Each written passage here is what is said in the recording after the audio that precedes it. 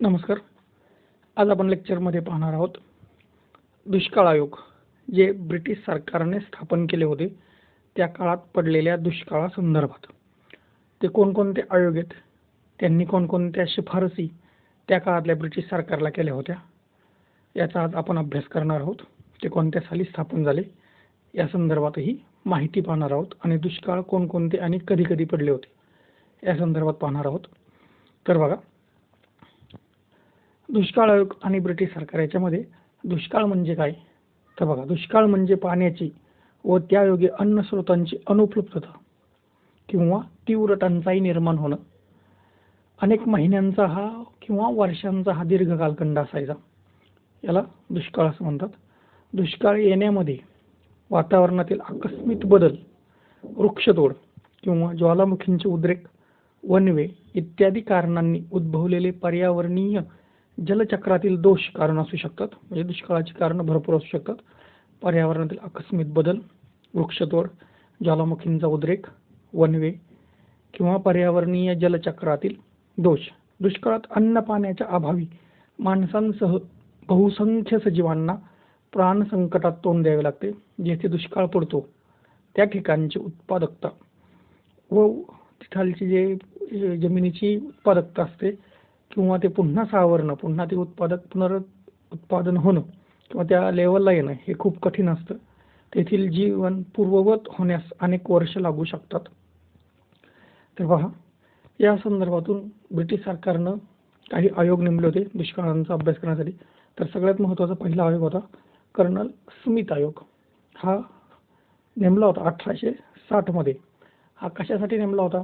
तर वायव्य हद्द प्रांतात पडलेल्या दुष्काळाची चौकशी करण्यासाठी कर्नल स्मिथ यांच्या अध्यक्षतेखाली हा आयोग नेमला होता 1860 मध्ये ब्रिटिश सरकारनं.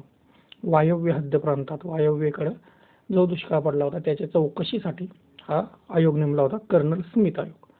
त्यानंतर पुन्हा नेमला आयोग कर्नल कॅम्पबेल आयोग. हा 1860 ते 1867 साली पडलेला दुष्काळासंदर्भात होता. कॅम्पबेल आधी स्मिथ 1860, 1866 ते 1867 या दरम्यान कॅम्पबेल आयोग. हा आयोग ओरिसा प्रांतातील दुष्काळांसाठी त्याची चौकशी करण्यासाठी नेमला होता. ओरिसा प्रांतात पडलेल्या दुष्काळाची चौकशी करण्यासाठी. दुष्काळ निवारणाची आधुनिक पद्धत प्रथमच सर जॉन कॅम्पबेल यांनी जाहीर केली. ही की दुष्काळ निवारणाची सर्व जबाबदारी सरकारवर पडते. दुष्काळ निवारण्यासाठी जी नवीन पद्धत निर्माण करण्यासाठी किंवा जाहीर करण्याचं प्रथमच ज्यानं काम केलं त्याचं नाव आहे कॅम्पबेल. की प्रथमच सर जॉन कॅम्पबेल यांनी निवारण्याची ही दुष्काळ निवारण्याची आधुनिक पद्धत, लक्षात ठेवा, आधुनिक पद्धत प्रथमच सर जॉन कॅम्पबेल यांनी जाहीर केली. त्यानंतर बघा स्ट्रॅची आयोग. स्ट्रॅची आयोग नेमला 1878 मध्ये. स्ट्रॅची आयोग कधी नेमला?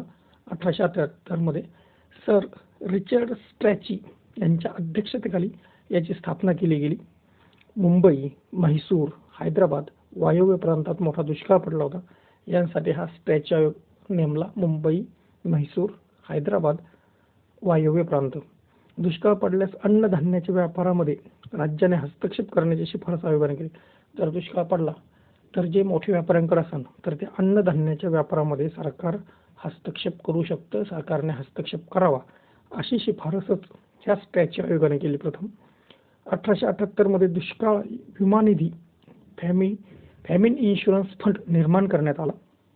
त्याकरता केंद्र सरकारने 1.5 कोटी रुपये, 1.5 कोटी रुपये रक्कम देऊ केली. हा निधी टिकून राहावा म्हणून सरकारनं वेळोवेळी प्रयत्न केले. म्हणजे सरकार हस्तक्षेप करू शकतं हे 1878 मध्ये स्ट्रॅची आयोगानं शिफारस केली आणि तिथून पुढे सरकारनं दुष्काळामध्ये अन्नधान्यांच्या व्यापाराबाबत हस्तक्षेप करण्याची सुरुवात केली.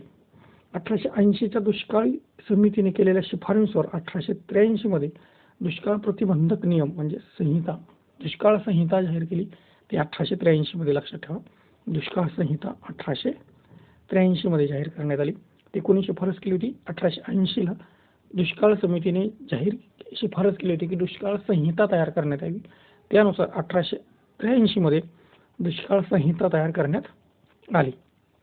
तर बघा, आता ही दुष्काळ संहिता काय होती? स्ट्रॅची आयोगाच्या शिफारशीनुसार दुष्काळ संहिता विकसित करण्यात केली गेली. 1883 मध्ये ब्रिटिशांनी दुष्काळ संहिता जाहीर केली. शिफारस कोणी केली होती? स्ट्रॅची आयोगाने शिफारस केली होती स्ट्रॅची आयोगाने. तर आणि ही दुष्काळ संहिता कधी जाहीर केली? तर ती 1883 मध्ये जाहीर केली. ह्या संहितेचे 4 भाग आहेत बघा. त्याच्यामध्ये संहितेचा पहिला भाग सामान्य काळात सरकारच्या उपायांनी हाताळणी करायची. दुसऱ्या भागात मदत मोहिमेचा सामना केला गेला, मदत कशी गेली त्यानुसार ठरवण्यात आलं. तिसऱ्या भागामध्ये मदत उपायांच्या वेळी अधिकाऱ्यांच्या कर्तव्याचा सामना केला गेला. तर चौथ्या भागात दुष्काळग्रस्त भागाच्या विभाजनाशी संबंधित होतं. म्हणजे सामान्य काळात सरकारी पहिल्या भागात सरकारने उपाययोजना करायची, मदत मोहिमेचा आढावा घ्यायचा दुसऱ्या भागात, तिसऱ्या भागात अधिकाऱ्यांची काय कर्तव्य आहेत ते सांगण्यात आली आणि चौथ्या भागामध्ये दुष्काळग्रस्त भागांचे विभाजन करण्यासंदर्भातल्या तरतुदी याच्यामध्ये होत्या. आयोगाचे स्ट्रॅची आयोगाची शिफारसी काय होते बघा. दुष्काळ संहिता तयार केली गेली पाहिजे. त्यानुसार 1883 मध्ये दुष्काळ संहिता तयार केली. सिंचन सुविधांचा विकास झाला पाहिजे. वारंवार दुष्काळ पडू नये यासाठी सिंचन सुविधांचा विकास केला गेला पाहिजे. त्याचबरोबर दुष्काळात जमीन महसूल गोळा करणे तातडीने निलंबित थांबवलं जावं आणि जमीन महसूल परत भरावा. जो जमीन महसूल असेल तो नंतरच्या काळात त्यांच्याकडून घ्यावा, पण जर दुष्काळ पडत असेल तर तो तातडीने थांबवावा, निलंबित करावा ही शिफारस केली होती स्ट्रॅची आयोगानं. भारतीय शेतकरी आणि शेतीविषयक परिस्थितीची माहिती गोळा केला पाहिजे, की भारतीय शेती कशी आहे, ती कशानुसार चालते, त्याच्या पद्धतींविषयी आणि त्याच्यात आधुनिक बदल काय करण्यासंदर्भात त्याची माहिती गोळा करण्याची शिफारस ह्या स्ट्रॅची आयोगानं केली. त्यानंतरचा पुढचा आयोग बघा, सर जेम्स लायन आयोग. हा कधी आला? 1897 साली हा आयोग आला.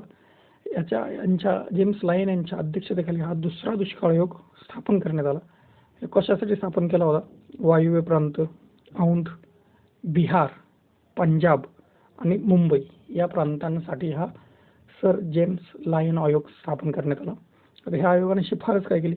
तर त्याने सिंचन सुविधांच्या विकासाची शिफारस केली. जास्तीत जास्त सिंचन सुविधांचा जर विकास झाला तर वारंवार पडणारे दुष्काळ, त्यामुळे काही त्रास, त्याच्यातून आपण काहीतरी मुक्तता मिळू शकतो त्या त्रासातून, असं यांनी सांगितलं.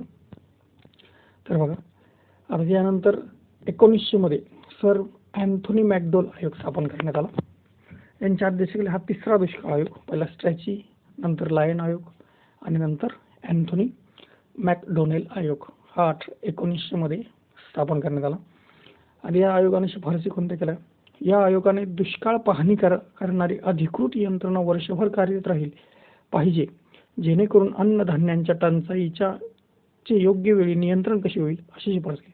की ह्या आयोगानं सांगितलं की जी यंत्रणा असेल ती वर्षभर कार्यरत असली पाहिजे. दुष्काळाची पाहणी करणारी यंत्रणा वर्षभर कार्यरत असली पाहिजे, जेणेकरून अन्नधान्याची जर कुठे टंचाई निर्माण झाली तर त्याला योग्यच वेळी त्याचं नियंत्रण करता येईल. याची शिफारस मॅकडोनाल्ड आयोग आणि केली. आयोग कधी स्थापन 1900 साली. दुष्काळाची तीव्रता कमी करण्याकरता जमीन सुधारणा कायदा 1883 व कृषी कर्ज कायदा 1884 वरून शेतकऱ्यांना कर्ज देण्याची सोय करण्यात आली. की दुष्काळाची तीव्रता कमी करायची असेल तर 1883 मध्ये जमीन सुधारणा कायदा आणि 1884 मध्ये कृषी कर्ज कायदा करण्यात आला आणि त्यानुसार शेतकऱ्यांना कर्ज देण्यात आली, कर्जाची सोय करण्यात आली. कायद्याच्या कक्षेत दिला गेलेला पैसा हा तरी पण अपुराच होता. पुढे 1900 ते 1908 मध्ये हे कायदे सुधारले गेले. 1883 आणि 1884 ला केलेले कायदे मध्ये सुधारणा करण्यात आली. तरीही त्यात दोष राहिले. पिढ्यानपिढ्या कर्जात बुडालेल्या शेतकऱ्याला कर्जमुक्त करणं काही एवढं सोपं काम नाही. ते अजूनही शेतकरी कर्जमुक्त झालेला नाही. प्रत्येक सरकार घोषणेत करतं, जाहीरनाम्यात शेतकऱ्यांना कर्जमुक्त केलं जाईल, पण ते आजपर्यंत हे काम झालेलं नाही किंवा ही लेंदी प्रोसेस आहे.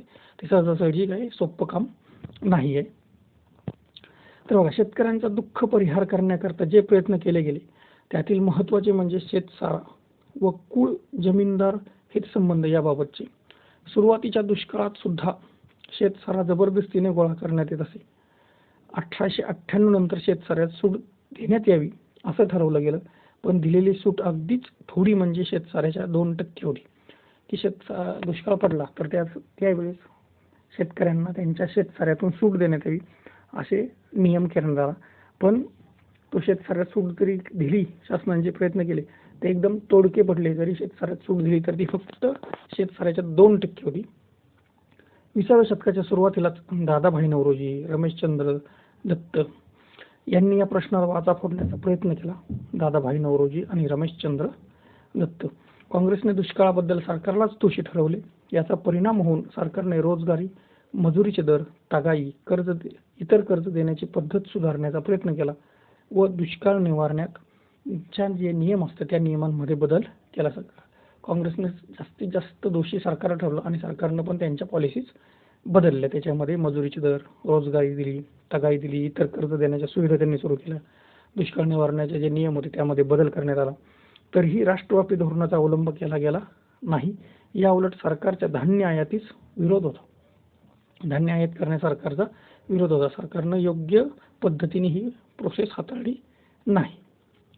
तर बघा, दुष्काळ निवारण करण्यासाठी खालील 2 गोष्टींवर अवलंबून असते. दुष्काळाचं निवारण करायचं तर सगळ्यात महत्त्वाचं काय तर कालवे, पाटबंधारे यांच्या पद्धतीचा विकास झाला पाहिजे. जास्तीत जास्त पाणी शेतीला पोहोचलं पाहिजे. जास्तीत जास्त पाण्याखाली जमीन आली पाहिजे.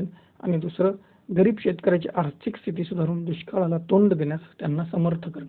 जास्त दुष्काळ पडला तर सगळ्यात जास्त त्रास हा गरीब शेतकऱ्यांना होतो आणि त्यांचीच आर्थिक स्थिती सुधारण्यासाठी प्रयत्न केला गेला पाहिजे. कालवे समितीने 1901 मध्ये अस्तित्वात असलेल्या पद्धतीचे दोष स्पष्ट करून 20 वर्ष मुदतीची 44 कोटी रुपयांची एक नवीन योजना सादर केली व तिला मान्यताही मिळाली.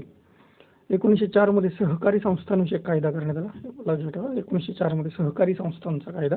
आणि कालवे समितीने अस्तित्वात आणलेल्या पद्धतीचे दोष दूर करण्यासाठी 1901 ला नवीन मुदतीची कालवे समिती निर्माण करण्यात आली. त्यानुसार एक नवीन योजना सादर केली त्यांनी आणि त्यानुसार त्यांनी तिला मान्यताही मिळाली. कृषी पद्धतीत सुधारणा करण्याचं कामही केलं. सहकारी संस्थांचा कायदा 1904 मध्ये. 1905 मध्ये सरकारी कृषी खात्याचं क्षेत्र वाढवण्यात आलं. यापुढील 10 वर्षात बरीचशी जमीन ओलिताखाली आणण्याचा प्रयत्न केले गेले. जास्तीत जास्त जमीन ही ओलिताखाली आली पाहिजे यासाठी प्रयत्न करण्यात आले आणि दुष्काळ निवारण्यासंदर्भात हे प्रयत्न झाले. तर बघा, आता हे जर दुष्काळ आयोग असतील हे कसे लक्षात ठेवायचे. हा दुष्काळ आयोगांचा क्रम तर सिक ट्रॅची लायन माकडाकडून हे एक ट्रिक आहे बघा. सिक ट्रॅची लायन माकडाकडून. सिक म्हणजे कर्नल स्मिथ आयोग, तो 1860 ते 61 मध्ये स्थापन करण्यात आला. क म्हणजे कॅम्पबेल आयोग 1866 1860 1866. त्यानंतर स्ट्रॅची आयोग 1880. नंतर लायन आयोग 1896 ते 1897 मध्ये. आणि त्यानंतर माकड म्हणजेच मॅकडोनल आयोग 1898 ते 1899. यानुसार 1, 2, 3, 4 हे 5 आयोग लक्षात आपण ठेवू शकतो. ब्रिटिश सरकारमधील हे दुष्काळाचे निवारण करण्यासाठी योजलेले हे 5 आयोग महत्त्वाचे आहेत. त्याच्यामध्ये स्मिथ आयोग, कॅम्पबेल आयोग, स्ट्रॅची आयोग आणि लायन आयोग, त्याचबरोबर शेवट मॅकडोनल आयोग. आज आपण दुष्काळ आणि त्या संदर्भात योजलेली ब्रिटिश सरकारने स्थापन केलेले आयोग पाहिले. व्हिडिओ आवडला असेल व्हिडिओ लाईक करा, शेअर करा आणि चॅनलला सबस्क्राईब करा. धन्यवाद.